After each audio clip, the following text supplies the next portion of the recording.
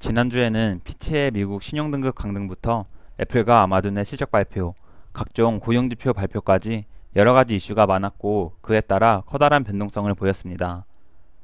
이런 이슈와 노이즈로 인해 시장의 분위기가 어수선해졌지만 단순하게 보면 채권 시장의 불확실성과 주식 차익 실현이 핵심적인 내용입니다. 안녕하세요. 투자를 기록하는 구호개미입니다. 지난주 목요일부터 휴가를 가 있는 동안 미국 증시와 채권 시장은 커다란 변동성을 보였습니다. 화요일에는 장 마감하고 나서 신용평가사 피치에서 미국의 신용등급을 강등시켰는데요.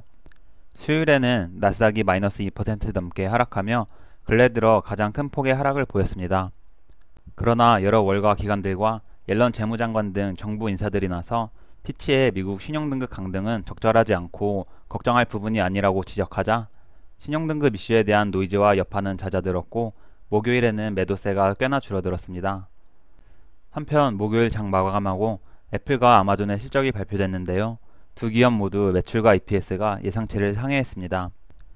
애플은 매출과 EPS가 예상치보다 잘 나왔지만 아이폰 판매가 부진했고 3분기 가이던스가 예상보다 안 좋다는 이유로 실적 발표한 이후 주가가 하락했습니다. 반면 아마존은 클라우드 서비스 부분 실적이 전년 동기 대비 12% 상승했다는 것을 명분으로 애프터마켓에서 10% 가까이 상승했습니다. JP모건과 골드만삭스를 비롯한 월가 기관에서는 아마존의 목표 주가를 180달러로 제시했습니다. 이는 아마존의 주가가 전일 종가보다 40% 정도 오를 수 있다고 본 것입니다. 월가에서는 아마존 웹서비스 AWS의 성장 여력과 견조한 소매 판매 등으로 인해 아마존이 좋은 성과를 이어갈 수 있을 것으로 봤습니다. 여기에다가 전자상거래와 광고 업황의 전반적인 개선까지 아마존에는 호재가 많다고 진단했습니다. 이렇게 애플과 아마존의 실적 발표가 마무리됐는데 금요일 본장에서 애플은 마이너스 5% 가까이 폭락했고 아마존은 8% 넘게 급등했습니다. 나스닥은 금요일 장중에 플러스 1% 넘게 반등했지만 장 후반에 상승분을 모두 반납해 마이너스 0.36% 하락하며 마감했습니다.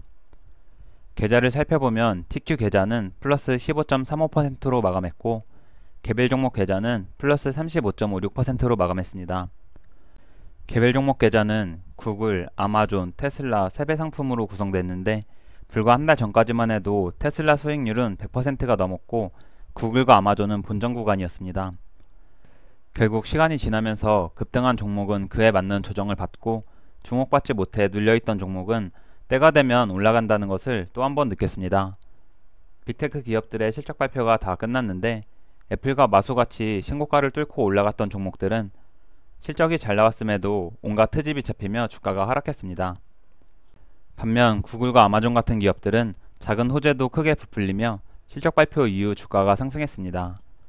이런 사실은 나스닥이나 S&P 500 같은 거시지수에도 똑같이 적용됩니다. 증시가 많이 올랐으면 적당한 조정이 필요하고 시장에 악재와 비관론이 쏟아지며 충분한 조정을 받으면 다시 올라가게 돼 있습니다.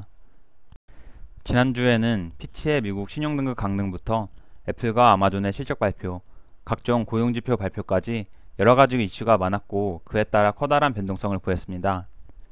이런 이슈와 노이즈로 인해 시장 분위기가 어수선해졌는데 단순하게 보면 채권 시장의 불확실성과 주식 차익 실현이 가장 핵심적인 내용입니다.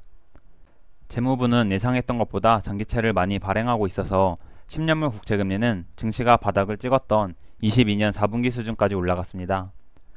재무부의 채권 발행에 더해 일본의 YCC 수정부터 미국 신용등급 강등까지 불확실성이 커지자 채권 시장의 변동성은 엄청 커졌고 투기적인 수급이 채권과 외환시장으로 몰리고 있습니다. 금융시장의 유동성이 채권과 외환시장으로 몰리자 주식시장은 자연스럽게 약세를 보이고 많이 올랐던 빅테크 기업들은 조정을 받고 있습니다. 주식시장 안에서도 그동안 빅테크 때문에 소외받던 중소형 주식과 민주식으로 돈이 몰리고 있습니다. 저같이 TQ나 빅테크 기업에 집중적으로 투자하시는 분들은 이런 흐름이 답답하게 느껴질 수도 있고 큰 조정이 오는 것 아닌가 하고 걱정될 수도 있습니다. 근데 이런 흐름은 지극히 정상적인 것입니다. 시장의 유동성은 끊임없이 흐르고 인기 있는 곳으로 유동성이 몰렸다가 가격이 많이 오르면 유동성은 자연스럽게 다른 곳으로 흘러갑니다. 올해 내내 빅테크 기업들이 강세를 보이며 증시를 끌어올리는 동안 상승을 충분히 즐겼으면 이 정도 조정은 당연하게 받아들여야 합니다. 지난주에 나스닥이 마이너스 2.8% 하락하자 유튜브를 비롯한 SNS와 언론에는 또 공포와 비관론이 많아지고 있습니다. 증시가 단기적으로는 어떻게 움직일지 모르겠지만 한두 달만 지나고 보면 결국 자연스러운 조정이었고 증시는 우상향하고 있다는 것을 알 수 있을 것입니다. 그러니 너무 주식 신경 쓰지 말고 더위 조심하면서 즐거운 하루 보내시길 바라며 영상 마치겠습니다. 내용이 유익하셨다면 좋아요, 앞으로도 구우개미의 투자 과정이 궁금하시다면 구독, 미국 증시나 투자에 대한 의견은 댓글로 부탁드립니다. 영상 시청해주셔서 감사합니다.